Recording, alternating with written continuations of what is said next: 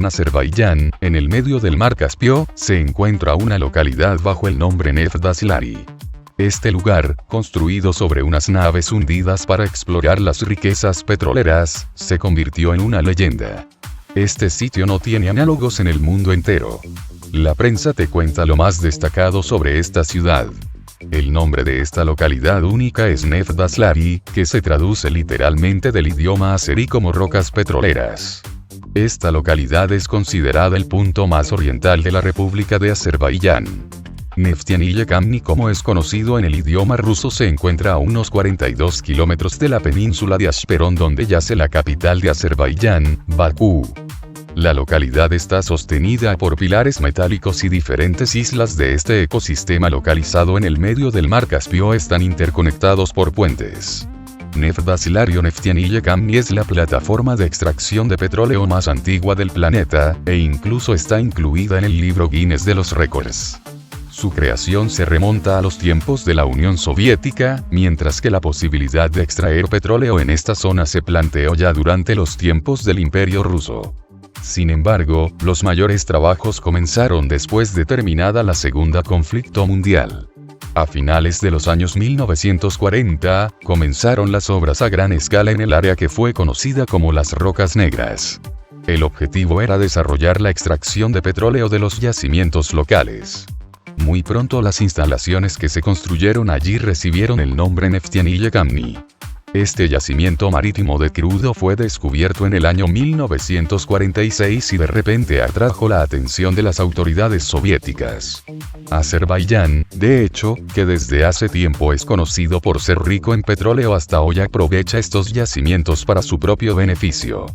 Se considera que este proyecto fue el inicio de la exploración de yacimientos marítimos de petróleo en la URSS, desde el punto de vista del uso de nuevas tecnologías.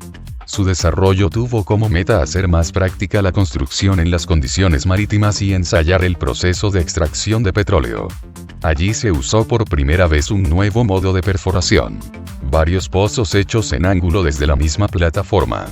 Durante mucho tiempo Neftianille Kamni fue el mayor yacimiento marítimo conocido tanto en la cantidad de reservas de petróleo como en las cantidades de petróleo extraído. Para aquel entonces una ciudad entera había sido constituida justo en las inmensidades del mar Caspio. Los habitantes vivían en bloques de apartamentos y gozaban de todos los servicios e infraestructura necesarios. La ciudad tenía su propia clínica, sauna, tiendas y panadería. La construcción de la ciudad comenzó en el 1956 y para la década de 1980 Neftianille Kamni ya tenía diferentes edificios. Uno de ellos tenía 8 pisos, su propio parque con árboles y una cancha de fútbol. También en la localidad se abrió una escuela técnica que se especializaba en hidrocarburos. Asimismo, la ciudad disponía de su central eléctrica, planta de tratamiento de aguas residuales y otras instalaciones cruciales para la vida normal. La URSS logró construir toda esta infraestructura vital a una distancia larga de la costa, justo en el medio del mar Caspio. La longitud total de las calles y los callejones de la ciudad de Neftianille Kamni supera los 350 kilómetros. Las venas de esta inusual localidad son puentes que conectan las islas de edificios o torres de perforación entre sí. Cuando las obras de exploración del yacimiento empezaron en los años 1940, las instalaciones se erigían sobre las plataformas sostenidas por pilares de madera que habían sido introducidas en el fondo del mar. Además, en algunas partes las rocas negras están sobre la superficie, y en otras, bajo la superficie del mar. En otras palabras, la profundidad en el área no era tan grande, lo que permitió realizar las obras de construcción con cierta facilidad. Cuando la construcción solo arrancaba, fue difícil encontrar una base para la construcción de la futura plataforma petrolera que al fin y al cabo se convertiría en la ciudad, ya que las rocas no eran suficientes. Los primeros especialistas en la extracción de petróleo vivían en los camarotes de una embarcación medio sumergida. Esta nave fue medio hundida deliberadamente para que tuviese una posición más estable y para que no se fuese a la deriva. Solo las naves antiguas se usaron para crear una isla artificial y, luego, estas islas fueron interconectadas con un puente. Con el paso de tiempo la cantidad de islas aumentó y, por ende, aumentó el número de puentes que las conectan. Como consecuencia, apareció un verdadero laberinto. Para llegar a Neftianille Kamni hay que tomar un barco desde un puerto en una isla que está conectada con la península de Ashperon donde se encuentra Bakú por un ferrocarril. Desde dicho puerto es posible acceder a las islas de la ciudad de Neftianille Kamni. También es posible llegar a esta localidad en un helicóptero ya que las islas tienen su propio helipuerto. El líder de la URSS, Nikita Khrushchev, visitó el lugar en el año 1960 y justo entonces el mandatario se enteró de que era difícil acceder a Neftianille Kamni por mar y por eso ordenó conectar la localidad con el continente a través de helicópteros. Este medio de transporte fue muy innovador para aquella época. En la etapa inicial el petróleo que fue extraído en la localidad fue transportado por buques cisternas. Luego, en 1981, cuando el volumen de la extracción aumentó significativamente, fue construido un oleoducto de una longitud de 78 kilómetros que conectó Neftianille Kamni con la península de Ashperon. Justo en esa época fueron construidos los últimos edificios que pertenecen a la época soviética. Tras la disolución de la URSS la ciudad se enfrentó a una gran cantidad de problemas. Después de que Azerbaiyán proclamara su independencia efectivamente se rompieron los nexos con otras repúblicas de la Unión, lo que tuvo como consecuencia dificultades en el sostenimiento de la infraestructura de este ecosistema único. Otro problema fue el aumento del nivel en el mar Caspio, lo que ocasionó el hundimiento parcial de algunos edificios en Neftianille Kamni. Hoy en día la ciudad sigue viva, si bien no funciona al mismo nivel de rendimiento que tuvo durante la Unión Soviética. En la geografía rusa han quedado testigos subterráneos de lo que se vivió en la Unión Soviética durante la Segunda GM y la Ofensiva Fría. Verdaderos monumentos construidos para resistir un ataque, incluso nuclear, que dan una idea de la atmósfera de toda una época. También construido especialmente para proteger a Joseph Stalin, el búnker de Samara, fue la fortificación más profunda durante la Segunda GM. Ubicado a una profundidad de 37 metros, probablemente llegó a ser más seguro que el búnker de Hitler a 16 metros bajo tierra. Por no mencionar el gabinete del entonces primer ministro británico, Winston Churchill, situado a 5 metros por debajo del edificio del Tesoro de Su Majestad.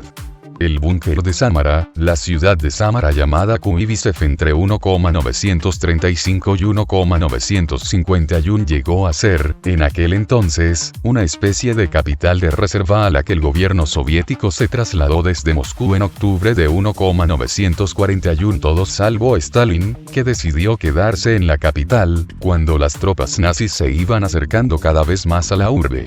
Si consigues descender por el pozo vertical a sus 14 metros de profundidad, solo habrás atravesado el primer nivel de la fortificación.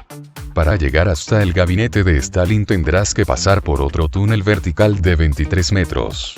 El habitáculo copia el interior del gabinete de Stalin en el Kremlin de Moscú. A simple vista, se trata de una discreta casa señorial de 2 plantas en un callejón del centro de la capital rusa, en el distrito de Taganskaya. Pero tras su fachada se oculta una cúpula de hormigón de 6 metros de espesor que cubre un pozo de 60 metros de profundidad. En lo más profundo, justo al nivel de la línea circular del metro de Moscú, se conservan 4 túneles conectados entre sí que antaño albergaron el puesto de mando de los reservistas de la Brigada de Aviación de Largo Alcance. Hoy, esta casa señorial es el Museo de la Ofensiva Fría. Si quieres adentrarte en la Unión Soviética, tendrás que bajar 310 escalones, un larguísimo túnel e interminables pasillos separados por enormes portones. Al final te esperará una sorpresa. Se apagarán todas las luces, todo se llenará de humo, se encenderán las sugerentes luces rojas de emergencia y por los altavoces anunciarán que la capital ha sido atacada por armas nucleares. Todo broma, claro. El monte Yamantau, situado al sur de los Urales, sigue siendo a día de hoy objeto de rumores de todo tipo. Por ejemplo, según numerosos artículos de la prensa occidental de los años 90, el monte pasó a ser, hacia el final de la Unión Soviética, un enorme complejo subterráneo con una fábrica militar secreta en su interior, una segunda residencia para el presidente y su gobierno y un depósito de municiones. Según los mapas estadounidenses de la época, incluso existe un ferrocarril que llega hasta el interior del complejo. También se rumorea que la montaña está cerrada a los turistas y que su cumbre se protege con mucho celo. que el ejército ruso no haga ningún comentario al respecto y que la montaña esté a una distancia prudente de Occidente sugiere que algo tiene que haber dentro. Para garantizar su superioridad en caso de una contienda nuclear con Europa, la Unión Soviética creó numerosos depósitos con ojivas nucleares, en secreto, en varios de los países del Pacto de Varsovia. Tal fue el caso de Javor 51, ubicado al suroeste de Praga, en República Checa. La instalación se construyó siguiendo los planos soviéticos, pero las obras corrieron a cargo del cuerpo de ingenieros del ejército checo, que pensó que lo que estaba construyendo era una estación de telecomunicaciones. Una vez terminadas las obras, la estructura fue transferida al ejército soviético, que pasó a almacenar cargas atómicas de misiles de corto y de medio alcance. Tuvo que colapsar la Unión Soviética para que las autoridades checas se diesen cuenta de lo que había ahí abajo. Los documentos sobre el Javor 51 y los de muchas otras instalaciones similares siguen siendo material clasificado en la Federación de Rusia, por lo que resulta imposible conocer sus detalles. Actualmente el depósito es otro museo de la ofensiva fría. El refugio submarino de Balaklava, en el monte Tavros, Crimea, está construido en mármol de gran resistencia. El espesor de la roca que cubre sus túneles y canales supera los 100 metros. Puede soportar un impacto directo de una bomba de 100 kilotones. En la época de la Unión Soviética hubo una gran cantidad de proyectos tan ambiciosos que todavía hoy siguen resultando sorprendentes. Las grandes obras de la URSS iban desde enormes estaciones de radar capaces de interrumpir las frecuencias de onda corta en todo el mundo hasta ciudades construidas completamente sobre pilares de hierro. La base submarina subterránea de Balaklava.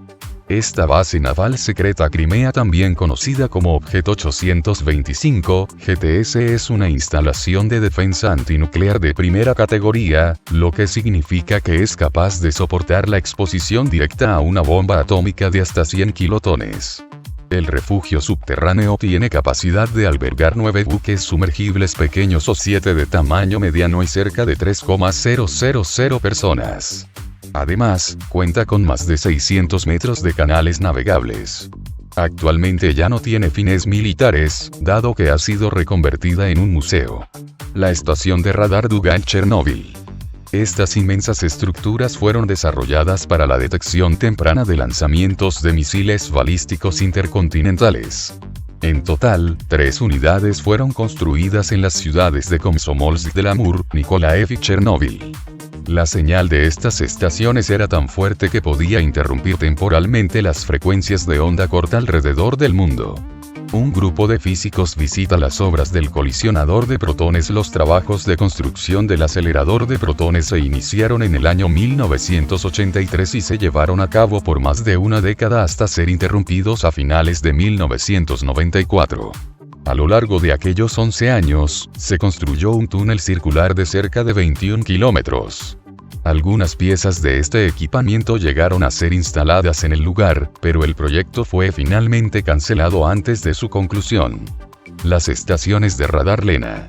Estas grandiosas estructuras, también conocidas como radares P-70, fueron instaladas a lo largo de las fronteras estratégicas de la Unión Soviética. En total, fueron construidas 11 Lenas, cuyo objetivo principal era la defensa antiaérea mediante la localización de tropas radiotécnicas enemigas. Esta ciudad, ubicada en aguas del Mar Caspio, fue totalmente construida sobre vigas de hierro cuando se iniciaron los grandes proyectos de extracción de petróleo en la región. Una gran parte de la población de la urbe, que cuenta con hospitales, edificios residenciales, escuelas, parques y hasta una central eléctrica, dejó la ciudad cuando la extracción de petróleo perdió rentabilidad. Sin embargo, cerca de 2.000 personas todavía viven en Eftian y Ekami actualmente. El polígono de pruebas nucleares de la ciudad soviética de Semipalatinsk, actual territorio de Kazajistán, era el principal sitio de ensayos atómicos de la URSS.